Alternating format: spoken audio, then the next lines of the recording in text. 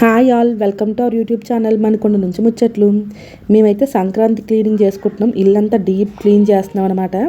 So అందుకే ఈ day అంతా ఎలా జరిగిందని ఒక చిన్న వీడియో అయితే చేశాను. మీరైతే ఫుల్గా వీడియో అంతా చూసి ఒక చిన్న లైక్ అయితే కొట్టేయండి.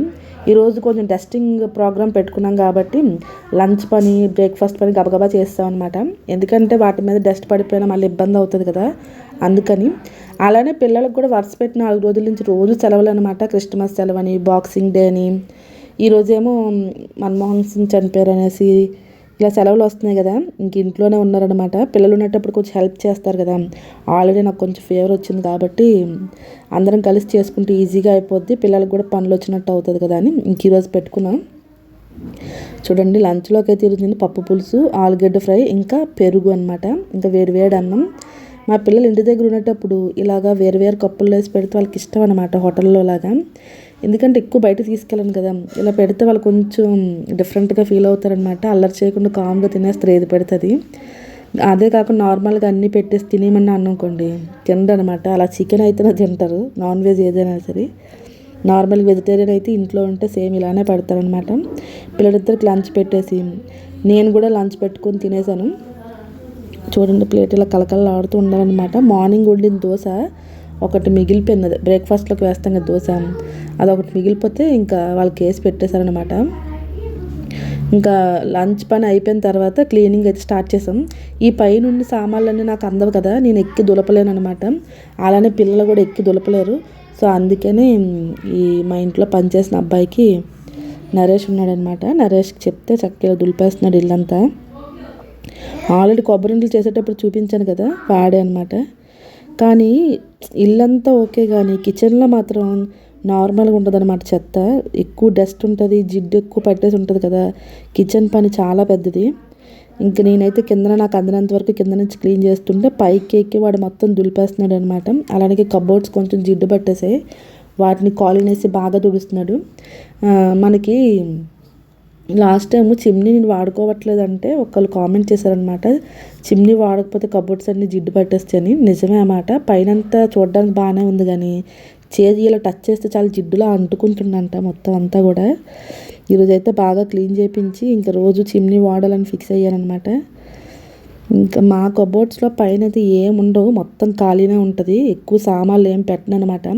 ఎక్కువ వేస్ట్ సామాన్లు పెట్టామనుకోండి, అట్టడొక్కులని, ఏవేవో బాక్సులు, గిన్నెలు, ముంతులు పెడితే అవన్నీ తలనొప్పి తీయాలి, క్లీన్ చేయాలి, అంత పెద్ద ఇది కదా.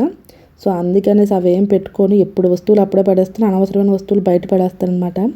ఇంకా నాకు అవసరం లేకపోతే ఇలా వేరే వాళ్ళకి ఎవరికైనా ఇచ్చేస్తాను, కానీ ఇల్లంతా అయితే పెట్టుకోను. నాకు ఆ పైన కబోర్డ్స్ అన్నీ ఖాళీనే. ఒక స్టీల్ పొయ్యి ఉంది, ఎందుకంటే ఈ గ్లాస్ పొయ్యిలు కదా, ఎప్పుడైనా పగిలిపోయినా చేసినా మనకు స్టీల్ పొయ్యి బాగుంటుంది, అంటే అవసరానికి ఉపయోగపడుతుంది అనమాట. లాస్ట్ టైం నేను గ్లాస్ స్టవ్ వాడేటప్పుడు అదైతే చాలా ఇబ్బంది పెట్టింది నన్ను. అప్పుడైతే నాకు ఆపదలో అదే ఆదుకుందనమాట. సో అందుకే ఆ పొయ్యిని అయితే మనం జాగ్రత్తగా దాచుకుంటాను నేను. ఇంకా వాటర్ క్యాన్ ఒకటి అవసరం అవుతుంది కదా, ఎప్పుడైనా వాటర్ క్యాన్ పని చేయకపోయినా, మనకు వాటర్ లేకపోయినా క్యాన్ అనేసి ఒక వాటర్ క్యాన్ పెట్టుకున్నా.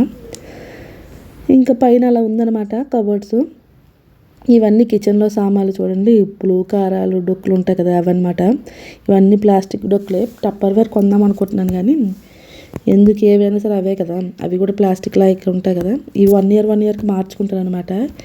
ఇవి శ్రావణ మాసంలో కొన్నాను, మళ్ళీ శ్రావణ మాసంకి మారుస్తాను అనమాట డబ్బాలు ప్లాస్టిక్వి.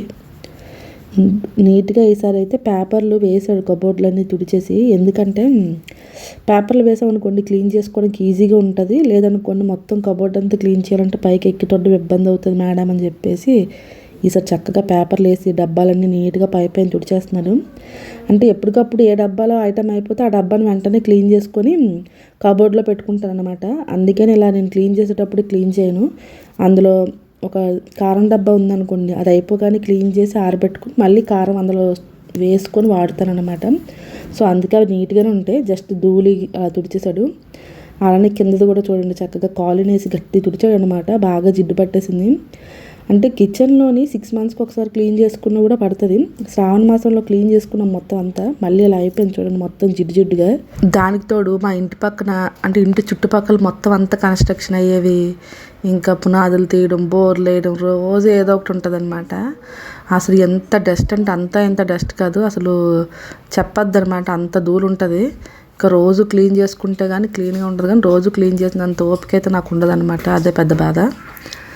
అలానే నేను ఎవరైనా పని చేసేటప్పుడు వాళ్ళతోని వాళ్ళ పని వాళ్ళకి వదిలేసి నా పని నేను చేసుకున్నాను అనమాట. వాళ్ళు అలా మాట్లాడించి అది చేసి ఇది చేసి వాళ్ళు ఎంటర్టైన్ చేస్తాను. అంటే వాళ్ళకి కూడా పని చేసేటప్పుడు బోర్ అనిపించకూడదు కదా, అందుకనేసి పక్కనే ఉంటానన్నమాట, ఎక్కడికి వెళ్ళను. ఇగోండి వాడితో అన్ని విషయాలు మాట్లాడుకుంటాడు, అన్నీ చెప్పుకుంటూ చక్కగా దులిపేస్తున్నాడు అనమాట. అలానే వాళ్ళకి కూడా పని చేయాలని ఇంట్రెస్ట్ ఉంటుంది, నీట్గా కూడా చేస్తారు కదా మనం ఉన్నామంటే. లేవనుకోండి ఏదో పైన చేసి వెళ్ళిపోదామని చూస్తారు, వాళ్ళకి బోర్ కొడుతుంది కదా, ఏదో సీరియస్గా వాళ్ళ పని వాళ్ళు చేసుకుంటే కొంచెం చిరాకు అనిపిస్తుంది కదా. నాకైతే సేమ్ అలానే అనిపిస్తుంది అనమాట. ఏ పని చేసినా పక్కన ఎవరో ఒకరు లేకపోతే ఆ పని చేయలేను నేను. ఈవెన్ కుమారి వచ్చి రోజు క్లీన్ చేస్తుంది కదా, అప్పుడు కూడా నేను పక్కన కూర్చొని అన్ని విషయాలు మాట్లాడతాను అనమాట. అన్నీ చెప్తారు చక్కగా.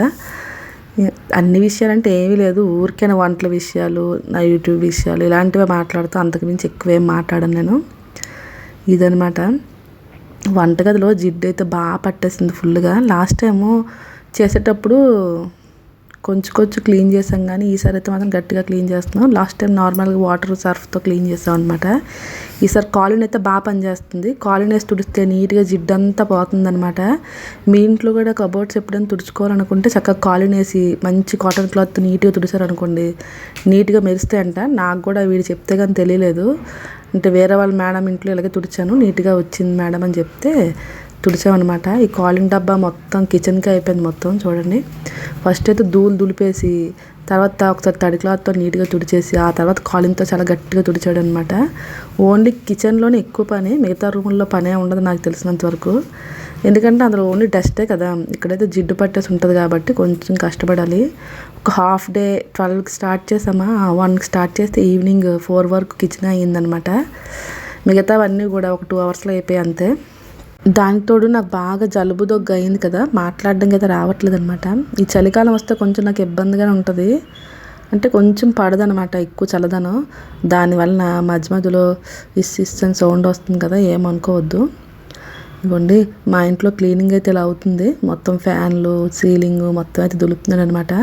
సంక్రాంతికి ఒకసారి, శ్రావణ మాసంకి ఒకసారి నేను బయట ఇలా దులిపించేసుకుంటాను. ఎందుకంటే డస్ట్ పడదు, ఊరికే జలుబు దగ్గు వచ్చేద్ది అనమాట. ఇంకా కష్టపడిపోయి ఈ పనులన్నీ నేనే చేసుకున్నాను అనుకోండి, ఆ డబ్బులు మళ్ళీ హాస్పిటల్కి అయిపోతాయి. సో అందుకనేసి ఇంట్లో కూడా ఒప్పుకోరు, నువ్వేం క్లీనింగ్ లేని చెయ్యొద్దు అనేస్తారనమాట. అందుకే నేను ఇలాగే క్లీన్ చేయించేసుకుంటాను. నాకన్నా ముందు వాళ్ళే గాబరా అయిపోతారు అనమాట. ఇల్లెందుకు తుడపడం, ఇల్లెందుకు క్లీన్ చేయడం, ఎప్పుడో ఒకసారి చేసుకుంటే సరిపోతా అనేసి.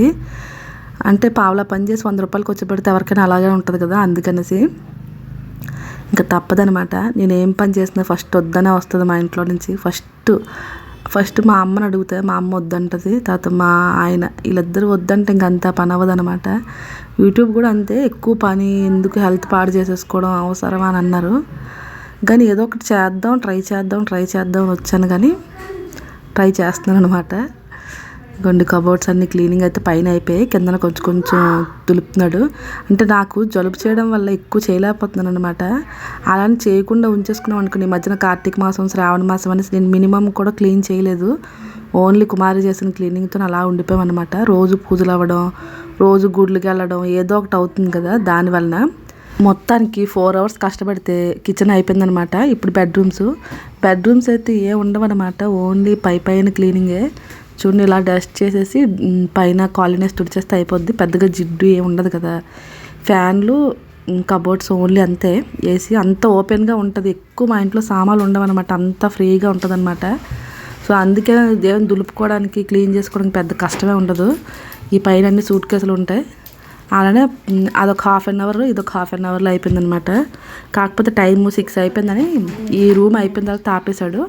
నెక్స్ట్ డే మళ్ళీ మనం కబోర్డ్స్లో ఉన్న బట్టలన్నీ మేము సర్దుకోవాలి కదా, అవి సర్దుకున్నాం. అది నెక్స్ట్ వీడియోలో పెడతాను. ఈ వీడియో అయితే కొంచెం మీకు నచ్చుతుందని అనుకుంటున్నాను. ఇగోండి, ఇదైతే పిల్లల బెడ్రూమ్ కదా. స్టడీ టేబుల్ పైన వాళ్ళ టెడ్డీ బేర్లన్నీ నీట్గా పేర్చేస్తాం అనమాట. మా చిన్న పాప పుట్టినప్పుడువి, మా పెద్ద పాప పుట్టినప్పుడు కొన్ని టెడ్డీ బేర్స్, అలానే ఈ మధ్యన బర్త్డేస్కి వచ్చిన గిఫ్ట్స్ అన్నీ అయితే అలా పెట్టామన్నమాట నీట్గా, ఎప్పటికీ మెమొరీగా ఉంటాయి కదా, అందుకనేసి. ఇగోండి, ఇక్కడైతే ఈ కబోర్డ్ ఉంది. అలానే వార్డ్రాబ్స్లో బట్టలు అవన్నీ సర్దాలి, అవైతే మాత్రం నేను సర్దుకుంటాను అనమాట. ఓన్లీ ఫ్యాన్లు, పైన కబోర్డ్స్ మాత్రమే వీటితో దులిపించాను. అంటే నాకు వీడియో తీసిన వాళ్ళు ఎవరు లేరనేసి వాడికి నేనే తీసేస్తున్నాను, ఇంకెందుకని, వాడికి పర్వాలేదు, ఏం ఇబ్బంది లేదు అన్నాడని. ఇదన్నమాట ఈరోజు వీడియో. మీకు కానీ నచ్చినట్టయితే ప్లీజ్ లైక్ చేయండి, సబ్స్క్రైబ్ చేయండి, కామెంట్ కూడా రాయండి.